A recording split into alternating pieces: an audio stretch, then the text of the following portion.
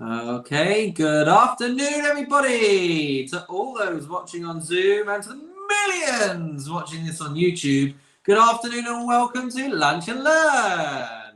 We've got a great crowd on Zoom today, and we are so privileged and so fortunate to have a couple of new faces. So welcome to one and all, and a couple of returning faces as well. So it's a really, really, really lovely crowd. And we do offer you all a warm, bushy welcome on this very fine day, actually. I'm just looking out the window there. So just a couple of words on this week's parasha before we dive into Pirkei Avot. This week's parasha is Chaye Sarah, which talks about Chaye, comes from the word Chai, which means life. So, of course, as you would come to expect, Chaye Sarah talks about the death of Sarah. How very peculiar is that? That the parsha is named for her life, and yet the very beginning of this parsha is talking about her passing. And if I may, just take one quick moment there to mention a teaching of Rabbi Lord Jonathan Sachs, Zichron Levracha, who I should have probably mentioned a bit sooner. Our lunching and learning will be sponsored in his honor and in his memory. So our learning should be Le'ilui Nishmas Harav Yaakov Tzvi ben David Aryeh, Zichron Levracha. So he famously commented on this peculiarity that the parsha is named for her life, but the narrative is about her death, because even after a person passes from this world, the legacy that they leave behind and the way in which we are able to learn from people in their lifetimes perpetuates their memory, perpetuates their legacy, and there is a certain continuity that exists from their life even after they pass. And I think we're going to be seeing now for ourselves quite what that means from such an amazing man as former Chief Rabbi Sachs.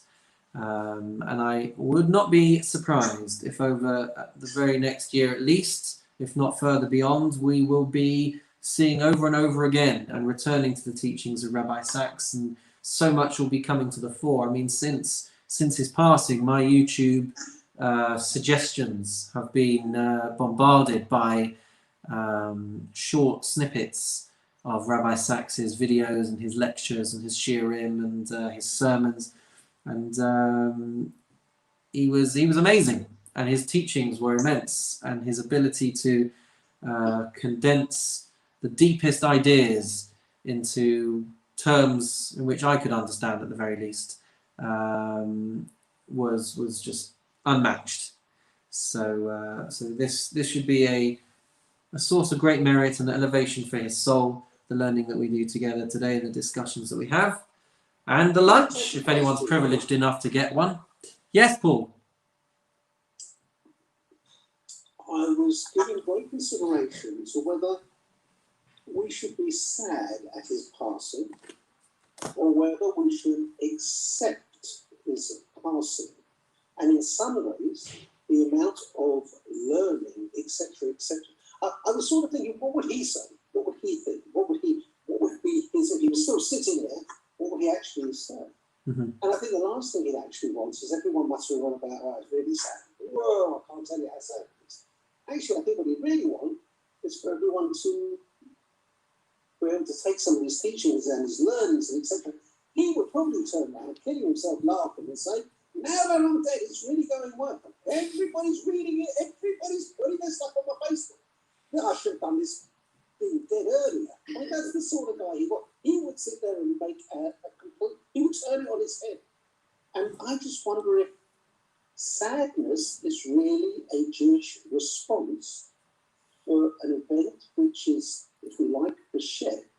Is it sad in the sense for his family, for his friends? Of course it's sad, but is it sad in the way we as English people don't turn around and say, "Oh, it's really sad," because I'm not sure that he'd look at it as being really sad.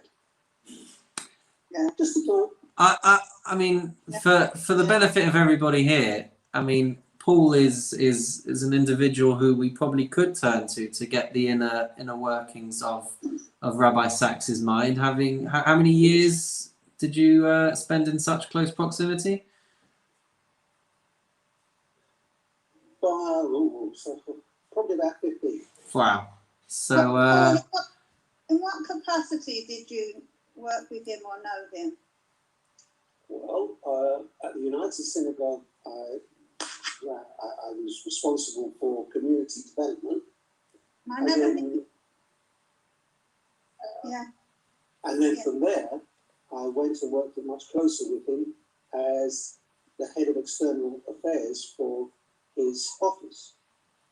But he was quite an individual. He certainly wasn't someone to describe as normal. So working for him at all was pretty bizarre, and him putting up with you at all, because giving him a microphone with 5,000 people was wonderful. One-on-one, he was horrendous. I think he would be the first one to say.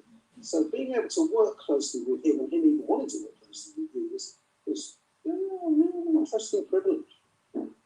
I used to work with Alan Greenback, who was his emissary. Oh, What a lovely guy. I knew Alan years back when he was warden at the Victoria Club. Yeah. Yeah, Bill. I used to do Lovely man. Oh, it's lovely. all the order of services and all the things for all the US stuff for years. I used to typeset everything, and I typeset some of Rabbi Sacks's first booklets that he did before one of the first books, and which he got together and published a book from those teachings. There were booklets at first, and I did, yeah. So I'm funny I didn't know you, Paul, because I worked there for 20 years.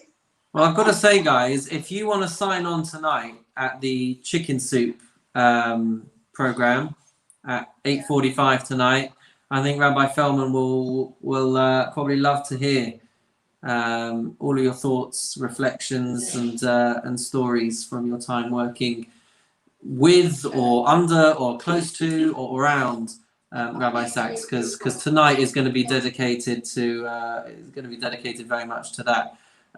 In answer to your question, Paul, sadness is a human emotion, and Judaism recognizes human emotions.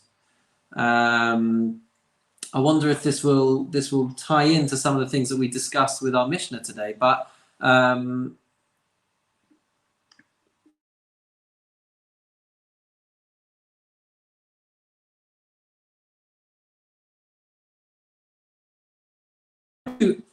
100% understand where you're coming from, of whether the narrative or the public narrative should be one of sadness, or should be one of like, okay, well, this is what is left behind, so let's galvanize and mobilize and get motivated. And one can certainly forgive you for having the thought that you were having of what would the chief say, and he'd be like, oh God, I should have done this earlier. I personally feel, by the way, the last couple of years, he had really been hitting hard on distilling his messages and spreading them around. The covenant conversation, the ceremony and celebration, the 10-part series that we attacked, or not attacked, but tried to dive into last year or the year before. So yeah, he certainly tried to make it modernized. I think he had one enormous gift, was his voice. I Yeah. could hear him all day. Yeah. His voice was just amazing. Absolutely. Okay, so to continue with the parasha, so we've got the story of Sarah's passing. We've got Abraham wanting to organize a burial plot for his wife, and there's the whole beginning of the parasha is the dialogue between Abraham and Ephron, who owned the plot of land known as Marat HaMachpelah, the cave of Machpelah in Hebron. And the beginning of the parasha is the barter, is the negotiation for Abraham to purchase and to own, and that's really the key over here, to own the plot in Hebron of Ma'arat HaMachpelah. And so you literally see documented evidence from thousands of years ago that Abraham purchased that plot of land in Eretz Yisrael, bequeathing it to the Jewish people thousands and thousands of years later. So that's in here. And we also have the story of Abraham wanting to find a wife for his son Yitzchak. So he sends his servant Eliezer off to sort that out. So that episode comes up in this week's parasha, at which point he meets Rebecca, he meets Rivka by the well. He's taken back to her father's home. They organize they have the conversation about marrying her off to Yitzchak. They come back, they get married. Again, we're just briefly summarizing this week's parasha, and that's the bulk of it. The story that leads to Rebecca, to Rivka, marrying Yitzchak, and we're taught that following that union, so much of the spiritual void that had been created by Sarah's passing, that spiritual void is filled and illuminated by the union between Yitzchak and Rivka. And then towards the end of the parasha, we have ultimately Abraham's death as well. And it's interesting just for us to ponder as to why the parasha is named solely after Sarah's passing, even though Abraham dies right at the end. And we finish off with a genealogy of Yishmael, Abraham's other son, who is the ancestor of the Islamic nation. So that's Parashat Chayei Sarah. And that's all we'll say on the matter. Let's have a look. How old were they? Abraham was 147. Let me just double check that. And we were actually told at the beginning of the parasha how old Sarah was. She was 127 years old when she died. And sorry, he was 175, not 147. Abraham was 175 when he died. But the lifespans are rapidly decreasing through these generations, and Yaakov dies. He dies at 180. I can never remember how old they all were. Ask a real rabbi, Howard. Okay, so ask one that didn't get educated in Sinai. No, that's a joke. So my wife, yeah. he was secular anyway. Do you know what? Just to quickly mention, it has absolutely nothing to do with this, but my experience at JFS didn't really set me up for the rabbinate, and it was only in my my last year of school I decided I would spend time in yeshiva. But I would not have had any success at all were it not for my ability to read Hebrew so proficiently and to read Rashi script so proficiently, which I only learned at Sinai. So it really did set me off for a manageable time in yeshiva, which ultimately led to my decision to join the rabbinate. So huge thank you to Simon. I'll pass it on to my wife. Please do. All right, so can we all see that on the screen over there? Yeah. Yes. Lovely. Okay, so we're towards the end. We're getting closer, guys, to the end of chapter 3 of Pirkei Avot. We've got the fourth statement from Rabbi Akiva. We've been with him for some time the last few weeks, and we're going to pick up his fourth and final statement today. So who wants to read that? I'll read it if you like then. Please do. He used to say, everything is given against the pledge, and the net is spread out over all the living. The store is open and the storekeeper allows credit, but the ledger is open and the hand writes, and whoever wishes to borrow may come and borrow. But the collectors go round regularly every day and exact dues from man, either with his consent or without his consent, and they have that on which they can rely in their claims. seeing that the judgment is a righteous judgment and everything is prepared for the banquet. So let's start off just by pointing out that this is, he's speaking in by way of analogies and by way of parables and by way of metaphor. The previous mission that we talked about was about the free will, the freedom of choice that mankind is given by God, and this seems to be a follow-on of that. So it's an extension of the previous mission, or the theme of the previous Mishnah, talking more, it would seem, about the determination, or the predetermination of God, and the active guidance of God, which is always the what would you call it? The yardstick to compare against the concept of people having free will. Do we have free will, or does God run the show and decide everything for us? So take a little look at this, have a moment for yourselves, and see what jumps out at you.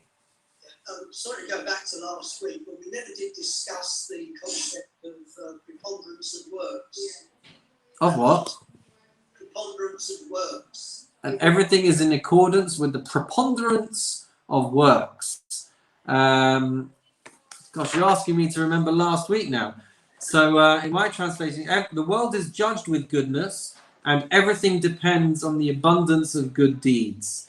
And I think what we would have probably gone into if we had had the chance to talk about it in great depth is that we're given free will, and we will be judged by the amount of good that we do, and we will be judged by the effort that we put in.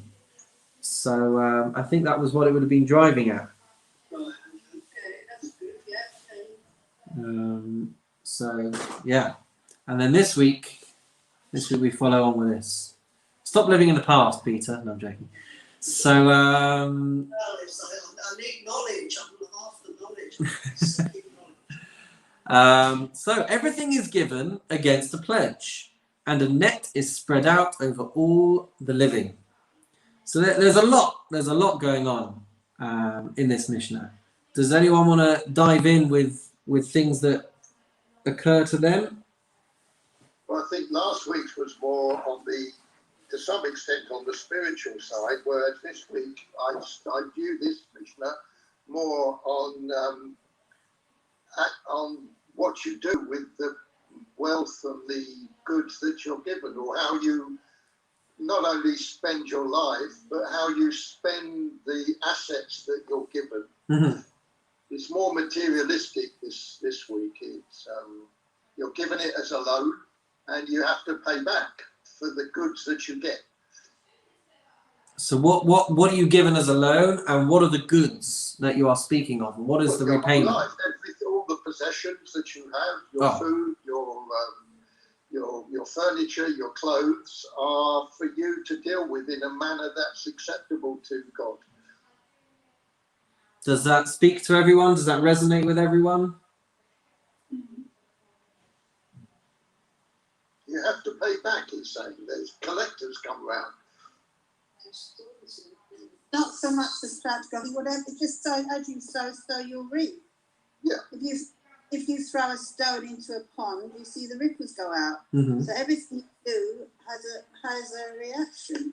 So everything you do, all your behaviours and all the rest, I think it's not so much the physical things like the furniture and things, but the physical, the way you behave. If you behave, you can behave badly if you want to, but there's a price to pay. And if you behave well, there's a reward. Does this link in, Rabbi, to Yom Kippur? Because to me, I'm sort of thinking, well, actually, a pledge and the net is spread out because God will give everybody his blessing, and his store is open, and he allows credit and allows you to do what you need to do. But then you're okay, judged by it, I suppose, and then. But the collectors go around regularly every day and exact dues from them with or without his consent. Without his consent, could that relate to when people pass? And have they, on that day which they can realize, seen the judgment as a righteous judgment? Yes. So in other words, then it takes you up to the new world where there's a banquet. So it's all about. It is that. So in that way, it does tie into Yom Kippur, of course, because every single year we're and Rosh Hashanah as well, where we are pleading and trying to come to terms with what lies ahead of us in any coming year. You had said that the collectors you would describe as death, and I think it's broader than that. I think that it's broader than just death, but I think it's every obstacle that comes our way, every challenge that we face, every inconvenience. I think it's all part of that picture. I don't understand, Rabbi. Yeah. I don't understand the pledge bit. Was it the pledge we made at Sinai when the Torah was given? Ooh. I don't know what pledge do we pledge at Yom Kippur or? So the original pledge? I would have read it as God's pledge. So I think it's the word that we use in Hebrew here is eravon, which is usually, I would have translated it as collateral rather than a pledge. So when I was looking into this, what we're saying is that our lives, everything that we have, is all in the hands of Hashem, like collateral for a loan which can be collected at any time. And it's put into our hands. It's given. It's in His hands, but it's ultimately given to us to use, hopefully, for our benefit, while we are the trustees of the loan. It's we don't always talk in these terms, but we have mentioned before about how we're always trying to build an appreciation that everything that we have in life comes from Hashem. We are the custodians of our bodies. We are the custodians of our talents. We are the custodians of our skills. We're even the custodians of our property and our wealth and our assets. And we're even the custodian of our children. We call them our kids, but ultimately they're Hashem's children, which He has allocated to us to please God, take care of and provide for and nourish and raise and teach and educate. And the evidence that the Mishnah points to that this is all kind of, it's not actually ours, but it's entrusted to us, is the fact that at some point in 120 years, everything is ultimately taken out of our hands and taken away from us, and we are returned to our Maker. There's an amazing story which Shira and I are very, very fond of, and you've probably all heard it before. And it's the story of, I think, Lord Rothschild, Baron Rothschild. I'm never sure which Rothschild it is. Not even sure if it's 100% true, but as they always say, not every story is true, but there's truth to every story. So the story goes that after his passing, his children gather around to open a letter that had been left to be read after his passing. And they open up the letter and they say, I was incredibly wealthy, I was incredibly rich, I had so many assets, so much wealth, and I was an extremely important person. All I want when you bury me is to be buried in my favorite pair of socks. And so they take this letter to the rabbi and they say that he has requested to be buried in his favorite pair of socks. And the rabbi says, well, I'm terribly sorry, but it doesn't matter who you are, it doesn't matter how rich you are, you can't be buried in your socks. You have to be buried in the shrouds and in the tachrichim that everybody is buried in. There's no leeway here. And they're saying, but it's in his final command. It's in his final will and testament that he wants to be buried in his favorite pair of socks. He was such an important individual. He gave so much. He was so philanthropic. How can you turn him down? And the rabbi says, well, I'm terribly sorry, but we can't bury him in his favorite pair of socks. So they go through the burial, And then the story goes that they're sitting together to open another letter after the burial, and they open the second letter, and it says, by now you will have realized that after you pass from this world, you can't even take with you a pair of socks. And so he knew full well that he wouldn't be allowed to be buried in his socks. He was trying to teach a lesson that however much we accumulate and however much we amass and however much we think is ours, we can't take away any of that when we leave the world. The only thing that is our currency, the only thing that will work in our favor and the only thing that will work to our advantage are the mitzvot that we have accrued in our lifetime, the good name that we leave behind, the legacy that we leave behind, the good deeds that we leave, that we managed to do in our lifetime, the money that we were able to give away to charity is what we're able to take with us ultimately. And I think that's very much what the Mishnah is driving at. One of my friends, I'm just trying to think who it was.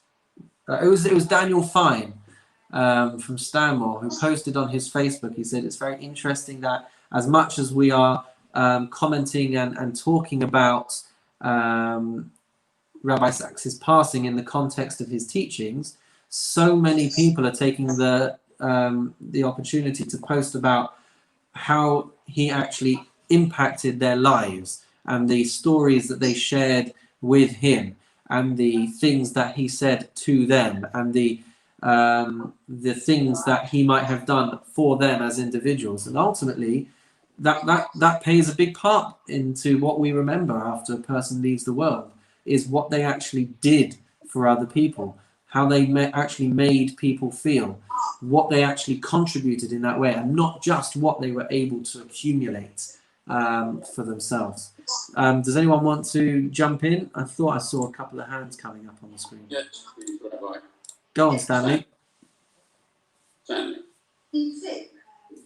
Can we ask Josephine Yeah. to mute herself? Yeah, I've done that. Josephine, thank you. I've done that, Martin, no problem. Thanks very much. Rabbi. Yeah. Stanley. Yes. Go Carry for it. on, Stanley. Talking about what we are buried in, and this strikes a chord. Can you enlighten us at all on this business of the shroud? I'm sorry, can I? Can you enlighten us at all on the reasons for the shroud?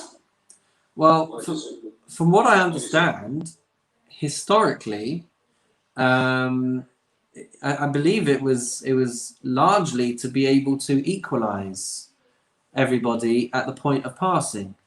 There is, when we look around at other faiths and other religions and other burial processes, it's very much dependent on how much you have. Will determine on how elaborate your funeral procession will be, and it's largely driven by the money that gets poured into it. That determines the quality of the coffin and the quality of the ceremony and all these different things. And so, if I'm not mistaken, the Jewish approach has always been everybody gets the same. In Eretz Yisrael, you don't even get buried in a coffin. So that, I think we only bury in coffins over here because that's the custom of the country, the law of the country. So I agree wholeheartedly. We're moving away a little bit, but it appalls me some that we've allowed the stones, the tombstones, to be so ostentatious today. One of the most beautiful cemeteries, which I have an uncle buried in, where every single stone is identical, and it's beautiful to go there. And here we seem to be in a position where people do abuse the situation. Some of the stones are really so ostentatious that it becomes obscene to my mind, but that's how I look at it. But getting back to this Mishnah, we always concentrate, I feel, on, and rightly so, on how we behave, how we look at people, how we deal with people. but there's a lot of halacha in Judaism about how we treat property, how we look after things, how we don't abuse the world by abusing the property that we have, which we, again, all of us, I included, seem to be in a position now, throwing away things that are still have a use. And I think some of this applies to that as well, but you're given assets and you should look after them and care for them and deal with them in a proper manner. The way we deal with religious items when we have no longer a use for them, we should deal with other things not in a similar fashion, but have respect for our property. I certainly appreciate that. I think that's a very strong message as well. I wanted to just return back to Stanley because I was mentioning about the shrouds. So on the one hand, it's the equalizer that everybody gets treated in the same way. But I also wanted to mention that there seems to be a lot of comparison between the different components of the shrouds, and if I'm not mistaken, there's a bit of a parallel between the parts of the shroud uniform, if you can call it that, and the uniform of a Kohen Gadol, of a high priest, or of a regular Kohen. I think there's a parallel over there. It somehow it mirrors or parallels the outfit of a priest serving in the temple. So there's like a pair of trousers, and they have a belt. There's not a tunic, but like a robe that goes over the top. There's something that's placed on the head, and then there's a sash, a belt that goes around the whole thing. So if I'm not mistaken, there's a very strong parallel there. So does that answer the question a little bit, Stanley? Yes, it does. Thank you very much. Males get buried in their tallit as well, don't they? They do, yes. Although we cut the threads, the strings to it. Let's go back to the Mishnah, right? Can you Yeah. explain? Because I don't understand. I don't know. Either with his consent, with his God consent, or without his consent, and they have that on which I don't understand the whole thing. Yeah, so it's a bit wordy. The whole Mishnah here is a little bit wordy. Some of it, the consent without his consent. So let's try and we'll try and paint the whole picture, if you don't mind, Rita. So we will get there. We will get there. So okay. So everything is given on collateral. Everything is given against the pledge. So meaning that we're given a finite amount of time.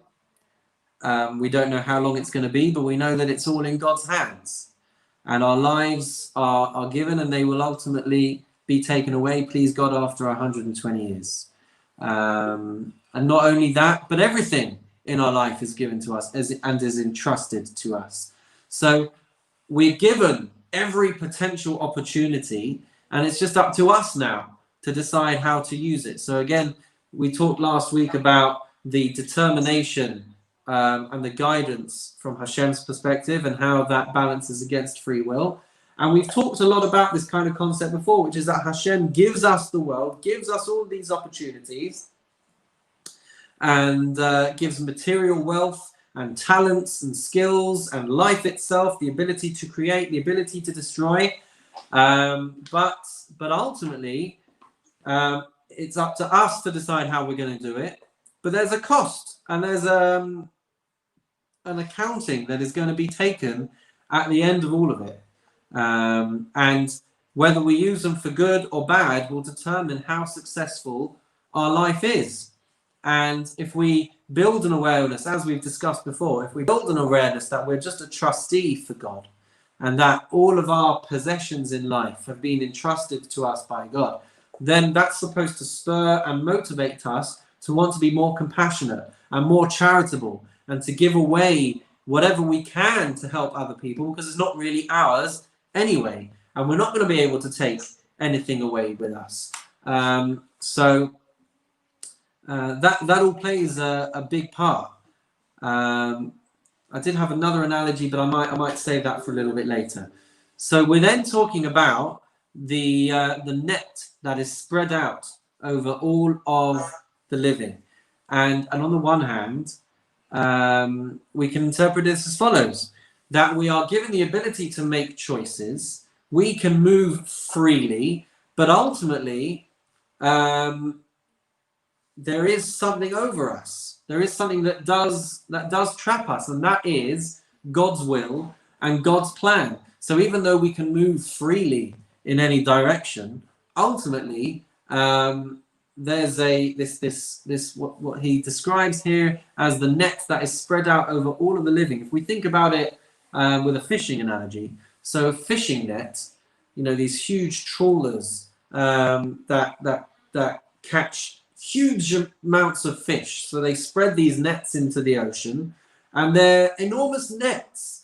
And it's only when they come out of the surface that everything is really well and truly caught. But until that point, while the nets are just kind of floating around under the surface of the water, so the fish are already trapped. They just don't really know it yet. So they're able to swim freely.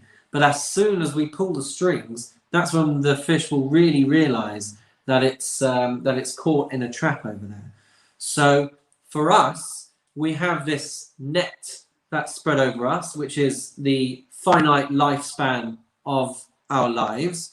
And we think that we've got so much freedom to do whatever we want, but there will come a time when the net closes, we're brought out of this world, and we're going to be held accountable for our behavior, and we're going to be held accountable for our actions. And the Mishnah continues to say, "Hachanut ptucha v'hachen vani makif," that the store is open and the storekeeper allows credit. So the world is open, the account book is open, the shopkeeper, which is Hashem, is allowing us to do with our lives whatever we want. V'hapinkas patuach, the ledger is open, the hand is writing. Anyone who wants to come and borrow is welcome to do so. But one day that will all come to an end, and every transaction which has been meticulously recorded in our own ledgers, in our own lives, in our own books, we're going to have to face the repercussions of that. And so this follows on from the previous Mishnah, because on the one hand, and I'm sure we'll get into all the philosophical questions that we often return to, which is that, Hashem allows this free reign. He knows what's going on. It's all part of a divine plan. He gives us this free reign. We're going to be held accountable for it. And that always gives people the ongoing struggle of how to really internalize that and digest that balance of what it can possibly mean that we're given free reign to do good, or God forbid to do evil, and that it's all within God's knowledge, all within God's approval, in inverted commas. So we always have the same dilemmas. But ultimately, the thrust of this Mishnah is there is no such thing as a free lunch. And one day we are going to have to be judged for all of that. And that's the analogy at the end there. V'hakol metukan l'sudah. Everything is prepared for the banquet, which is that when all is said and done, the balancing of the books then takes us into the banquet, the ultimate Sa'udah, the big feast, which are the rewards of the world to come. And everything leads in that direction. And that's the whole reason why the shop is open. That's the whole reason why we've been put into the world, is to take our time in our lifetimes to do whatever we can, to do as much good as we possibly can, bring as much goodness, charity, benevolence, compassion, love, everything that we possibly can to the world. And then at the end of it, there is rich reward. Stanley, are you raising your hand? Stanley, one more thing I want to say, talking about looking after things, and it's a little thing that occurred yesterday, and it gives my daughter a little bit of a nudge upwards. We had a parcel at home yesterday. We took the goods out of the parcel, and I said to my daughter, take the box and put it in the dustbin room. She said, no, I'm taking it home with me. It's got to be recycled. And this is the question of looking after things again. Mm-hmm. So I thought it pushed her up a notch. Very well done. That's It's the point. who was it that was raising that before? Was it talking about recycling? Was that yes? But was it Martin who was talking about recycling before? I said to her, put it in the dustbin. She said, no. She said it's got to go back to where she lives, and we'll recycle it. Sure. Reb Paul, you had your hand up. Yeah, I think it's really good, really interesting. I sort of get it. Where I sort of come a bit unstuck is the implication this rabbi makes that the shopkeeper allows credit, the ledger is open, the hand writes, come and borrow, come and take, but remember that you've got to give it back and look after it while you've got it. The implication there is, I think there are quite a few poor Jews who might think that the shop actually is closed, or they can't actually find the shop at all. The implication of this is that we are all on level ground. I think in Northwest London, sitting here, I totally understand where you're coming from, and I get from that perspective what this Mishnah says.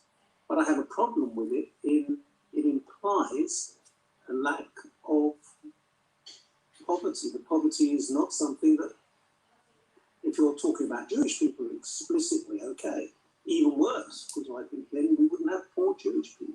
But there are, and this doesn't really take account of that. They never mention quantity. They never mention how much you've got.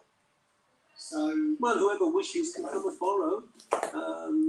The collector for the come and get it. The ledger is open. I think the analogy. I think the analogy is confined to commerce and to business, but the message of the analogy is far broader than that. I don't think we're just talking about money. Well, no, I accept the whole analogy with you, Rabbi. I'm on your side.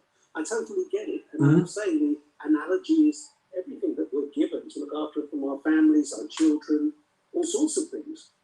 But surely the analogy falls on its face if there isn't any food to give your children, if there isn't somewhere for them to be educated, I don't know, kept dry, a roof over your head, the things which we possibly in our area take for granted. But in a lot of areas they don't. I agree. It doesn't address that issue, put it that way. I'm sorry? It doesn't address the issue. Yes, but I'm not sure that it's trying to. I think the credit that we're talking about over here are the temptations in life that we will have thrown at us, and the decisions are the moral decisions that we make. I'm not sure that this is speaking just in the literal sense that there's money and we can all come and get it. I think the analogy, the depth of the analogy is that Hashem sets out this whole life, this whole world of temptations, of the opportunity to do good and the opportunity to do bad, and so we shouldn't expect equality of opportunity. Let's put it simply: equality of opportunity. Right. This rabbi is suggesting in what he's putting down that there is a certain level of equality of opportunity, of education, of the assets, be they children, house, whatever. No, so I'm not talking about money either. I think the equality is the concept. Everybody has the same opportunity to choose and to give into temptations or to not give into temptations. When it comes to the individual narrative and when it comes to the individual examples and the situations that people are put in, that will be different for every single person, and no two people will ever have exactly the same setup. But the concept of the... Pardon me? Or opportunity. But everybody nonetheless, everybody does have the same equal concept in life of needing to choose to do good things or bad things with whatever they have. I disagree with you. No, good, yeah. I mean, you're talking about maybe bananas, I'm talking about apples. And I think as far as the bananas are going, I think it's going well. I have no problem with the bananas, they're looking good. I'm sort of coming at it slightly differently and saying with the apples, where we're starting from, there is a lack of equal distribution of the apples, which is acceptable within Judaism. And that's one of the things I, together with others, might struggle with, being able to understand how that's okay. How it's okay that God creates a situation where some people are the haves and others are the have-nots. Well, Can I just the say- people who are the 1 second, have-nots Joe. don't Well, even have a- so the people who are the have-nots in this situation don't even have the opportunity to do bad things because they haven't got anything to start with. so that I think is where maybe we're not seeing eye to eye, which is that everybody in whatever situation they find themselves in will always, and this is what we were talking about last week, there will always be a point at which they are confronted with the ability to choose their moral level. So even people that are born into poverty and don't have access to the same luxuries that other people may have in their lives, that doesn't mean that they won't have a point at which they are conflicted. It just might mean that because, if you don't mind me saying you as a direct example, it might be that you, as somebody that isn't challenged in those same ways, you would never even dream of doing the things that they might end up doing. That doesn't mean that they're not conflicted by it. It means that you're not conflicted. Conflicted in considerable comfort, where they have the privilege of being conflicted in considerable poverty. But the Jewish view of that equality is what I'm really getting at. There must be a view we have as a group to try to understand why it's okay. It's not okay. Well, it's interesting actually, because there are sources that talk about why it is that the world is set up in a way that there are poor people. And it always comes back to the same conclusion, which is that there are poor people in the world, and Hashem has set it up in that way because he's expecting those with the deeper pockets to dig deep and help the ones that don't have. If that doesn't happen to our satisfaction, then that should drive us to action rather than inaction. As a philosophical question, why are there poor people in the world? There are poor people in the world because the rich people are supposed to be helping them, because it's not their money, it's Hashem's money, and he's expecting the rich people to get off their bottoms and take God's money that he has entrusted to them and give it to the poor people. But possibly a fairer distribution would have been great in the first place. But then it wouldn't have given each individual soul with each individual mission the right challenges and the right custom-made narrative that Hashem had in store. If we were all clones and we were all the same, then we wouldn't have any uniqueness and any individuality and any distinct opportunity for growth. You know, we can take the analogy of lab rats, where under clinical conditions, right, we set up mice or rats or whatever animal it is, and we give them an experiment and we create the same environment so that we can see how each and every single mouse will operate in those identical situations. And we can use that to derive conclusions and to make hypotheses as to how we think that rats and mice or whatever it is will interact. That's not the way the world is. We're not supposed to be one and the same, with exactly the same challenges and exactly the same clinical set of conditions. That's not what we go through. We've got 7 billion unique experiments, each with their own environments, each with their own peklach, as we used the Yiddish word last week, everyone with their own baggage and their own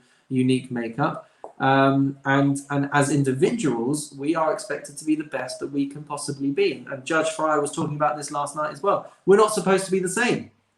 We're supposed to be the best me that we can possibly be. I'm not supposed to be poor. I'm not supposed to be Alan. I'm not supposed to be Howard or Nova or Joe or Rita or Peter, etc. I'm supposed to be Nick. And I have been put into an environment in which I am uniquely challenged. And it's not for me to look at how someone else is doing, and it's not for them to look at how I'm doing. My yardstick is against myself. My benchmark is against myself, in the same way that yours is against you, etc., etc. I totally agree with. Sorry, forgive me. I totally agree with what you're saying. I Go on, just Joe. wanted to be personal. There were times when I couldn't put food on the table. This situation went on for nearly 10 years. One day I had to go around, get all the pennies in the house to buy a bread to make them beans on toast. And that went on a long time. I didn't lose my faith. I was strong. And God helped me every time somebody was desperate. Once a friend knocked and gave me £1,000 cash.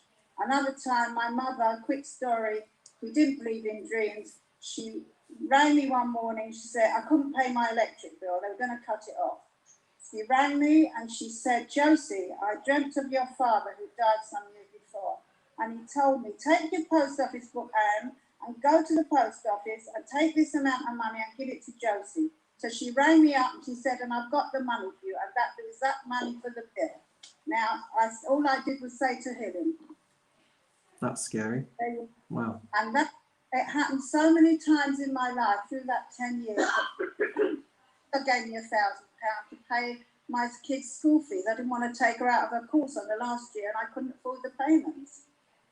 I mean, this has happened all through my life. So my faith has always stayed strong, and you don't have to be equal. It's a richness of the soul. It's not material things. It's how you behave in situations. You have to fight for the light, not the darkness. That's what we're supposed to be doing. If you've not got any challenges, then you can't come through. You have to have a challenge. And we're challenged all the time with sickness in our lives, of dear ones, and lots, every single one. You never get to a certain age without having problems and without having stress. And it's how you deal with it. I remember in early life going to see If I Was a Rich Man, and this lovely guy sitting on top of the roof, saying out loud, would it spoil some fast eternal plan? Well, And it struck me as a very interesting thing for him to say. Well, it wouldn't, but it's your personal struggle. It's how you cope. That's what grows your soul. Amazing. It makes you stronger as well. Makes you strong, yeah. I'm happy now. I have everything. Thank God for the last 20 years. But it was a very difficult We were saying Peter was made redundant for 3 months, and I was working part-time. I couldn't pay the mortgage with what I'm earning. And we struggled for 3 months, but we came over it. When I was 50, I had to find a job. Yeah, to find a job. But I never forgotten it. I went to CNA. This is a story I must go to everyone. I went to CNA, and I'm looking, there was a sale on, and it was all skirts at £5. And I'm standing there, and I said, no, I can't afford it. Food goes first. And this is a true story. I keep telling the kids, you never know tomorrow. And I couldn't change the mortgage because we had an endowment mortgage. I don't know if you remember that, Nick. It's the mortgage, which you get it back at the end of the thing. So we had, like you said, Josie, very, very difficult times in our life as well. I call it ups and downs. Well, as soon as I got a job, I went out and bought me a dress for £5. So, So they're true stories. They're really true stories. Well, no one gets through life without a struggle. It's how you get through it. Yeah. You know? And the kids were small as well. All these rabbis and these Kabbalists who lived half in another world, they were very poor in lots of things. And I remember reading of Rabbi Nachman, his grandchild, he's lost several grandchildren from this particular daughter with this stroke. And he prayed and prayed, but I think the child died in the end. I mean, you can't, and they were very poor, and they didn't look for material gain. Their whole joy was in their prayer. The whole joy was to come closer to God. He said, when I leave this world, I'll get rid of this overcoat of my body. I mean, this is what these people, they're only giving us a glimmer with these sayings that they're giving us, because we can't possibly understand. You don't on the problem. We can't understand because we haven't got the knowledge to understand some of these sayings. They're not just always at face value. Unbelievable. Not very good, very good. Rabbi, I still don't understand his consent or without his consent. So these seem to be referring to the challenges that people will face. It will refer to sickness, which is thrust upon people without consent. No one gets asked if they're going to get sick, or to have an illness, or financial problems, family problems, world events, all of these things that serve as our challenges in life. Those are, first of all, any struggle that a person goes through in their life is, or put it a slightly different way, the struggles and the obstacles and the challenges that a person faces in this world is lightening the load in the world to come, and it's setting people up for. Yeah, I can see your face, Paul. Don't worry. I knew it was gonna. I knew your face was gonna look like that when I said it. But that's the philosophical point that one has to spend a lifetime thinking about, which is that we see people struggling, and we feel sorry for them. We're supposed to feel sorry for them. We're supposed to feel sorry for them. We're supposed to be prompted to want to help them in whatever way we can. If we're not having those struggles, then we should be jumping in to help in whatever way we can, and being the support and being the help. That is then what those souls are being challenged on. But that being said, the struggles that people go through in this world are a source of reward in the world to come. And that's not a sentence that we can just hear and then move on with. That's a sentence that we have to chew over and digest, and we can spend an entire lifetime doing that. And if you keep in mind that we just don't think in these terms, we don't think about the Seudah that we read about at the end of the Mishnah, about the banquet. But at the end of the day, everybody is put into this world. They are given all kinds of different setups. There will be things that are constantly coming at them day in and day out. For some people, it will be financial. For some people, it will be emotional. For some people, it will be mental. For some people, it will be health. For some people, it will be maybe everything is great, but they are impacted by world events. Who knows what it is? The point is that it could happen with our knowledge. We could get ourselves into the mess, or the mess could be thrust upon us. And that's what it means by with consent, without consent. There are people who will knowingly and willingly dig themselves into holes from which it's extremely difficult to come out of.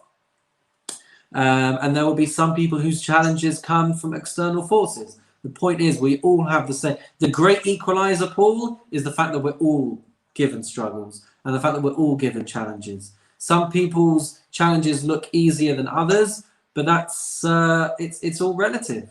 And sometimes we can have this perspective of, I wouldn't wish this on my worst enemy, and sometimes we have a perspective of, I could never go through what that person's going through.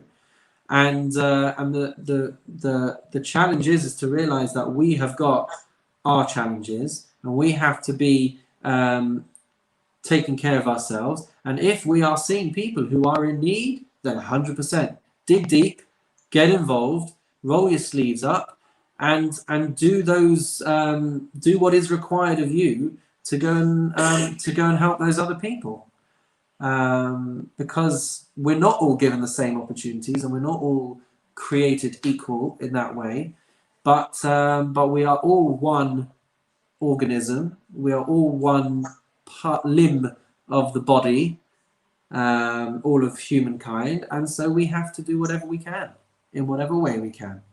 So yeah. With that in mind, just one moment, Rita. I will take your question, but let's end the recording for all those on YouTube, and then Rita, for anyone who wants to hear Rita's question, quickly join us on Zoom. I just want to go to the last one. Everything